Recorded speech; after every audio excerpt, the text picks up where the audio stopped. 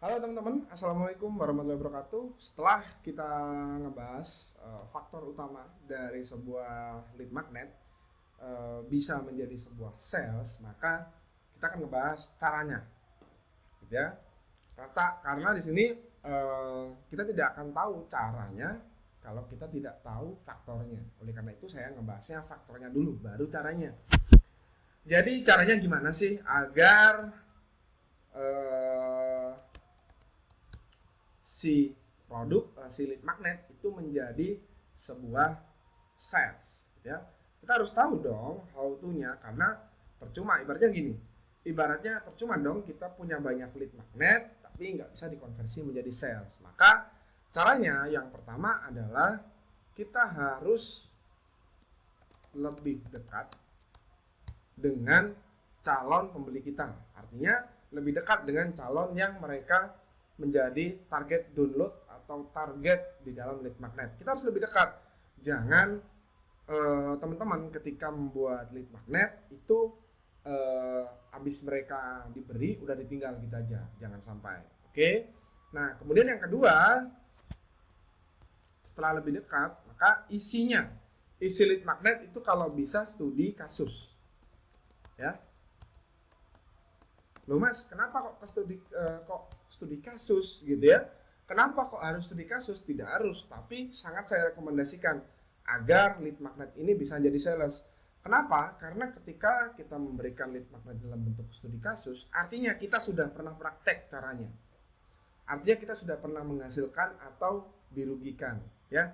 Nah, artinya apa? Orang itu akan mempelajari ilmu kita dengan sungguh-sungguh. Dengan orang mempelajari ilmu kita dengan sungguh-sungguh atau cara kita dengan sungguh-sungguh, maka dia akan merasa bahwa kita serasa gitu ya, senasib. Maka rasa untuk ingin membeli itu semakin besar. Oke. Jadi ketika seseorang itu diberikan studi kasus, biasanya itu dia akan merasa semakin, oh sama nih, gua pernah ngalamin ini, saya pernah ngalamin ini, gitu ya. Nah, selain lebih dekat dan juga studi kasus, maka sebaiknya sangat saya sarankan untuk diarahkan ke suatu tempat komunitas. Ya, seperti yang saya bilang di video saya sebelumnya, jika diarahkan ke dalam grup Telegram, diarahkan ke dalam grup Facebook, itu akan lebih bagus. Apa tujuannya? Di sana kita bisa ngebimbing mereka, lebih dekat dengan mereka. Itu biasanya akan memberikan konversi, ya. Kemudian selain itu juga diajak interaksi, ya. Jadi ketika kita mengajak mereka berinteraksi, maka mereka akan ibaratnya di situ ada sebuah komunikasi dua arah. Nah, ketika ada komunikasi dua arah, dalam transaksi jual beli pun itu harus ada komunikasi dua arah.